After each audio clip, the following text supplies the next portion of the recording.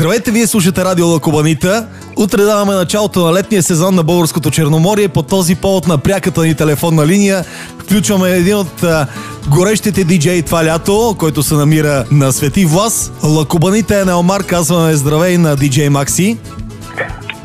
Здравейте от Свети Влас на всички, които това лято ще купонясваме с много свежо латино настроение. Самото латино си е лятна музика, а тук във вас се очертава да бъде наистина горещо латино лято. Супер! Ти днеска си пристигнал, доколкото знам. Днес пристигнах, тук кипи усърдна подготовка. Имате ли настроение вече? Готови ли сте за откриването? Ами доколкото се запознах с персонала, те са вече няма търпение всичко това да музиката да ги задвижи, така да се каже. Предполагам, че вече си пускате така тихичко музиката, докато се подготвяте и си потанцувате по-малко. Да, те изразиха силно желание и теста на апаратурата преди малко добре им се отрази. Супер! Доколкото знам, утре е голямата вечер, когато ще дадем старт на купона. Да. Тази вечер ще има ли нещо? Тази вечер ще има коктейл, така да се каже малкото откриване. Ще бъде днес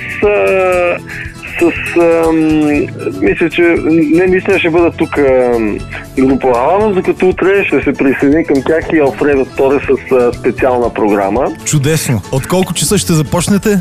Днес ще бъде малко по-рано, около 9-10 вече купон ще бъде на линия. Страхотно! Колко ви завиждам, ако знаеш, ние тук от... За какво? Има, нали?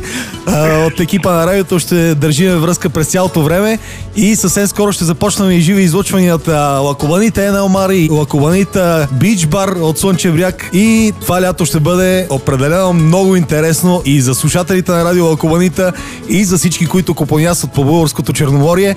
Макси, пожелавам ти много успех и много слънчево лято, много емоции и да си изкараш страхотно тази година, както на целият екип на Лакобанита Енелмар. Пожелавам същото и ще се чуваме скоро. Надявам се скоро и да се видим.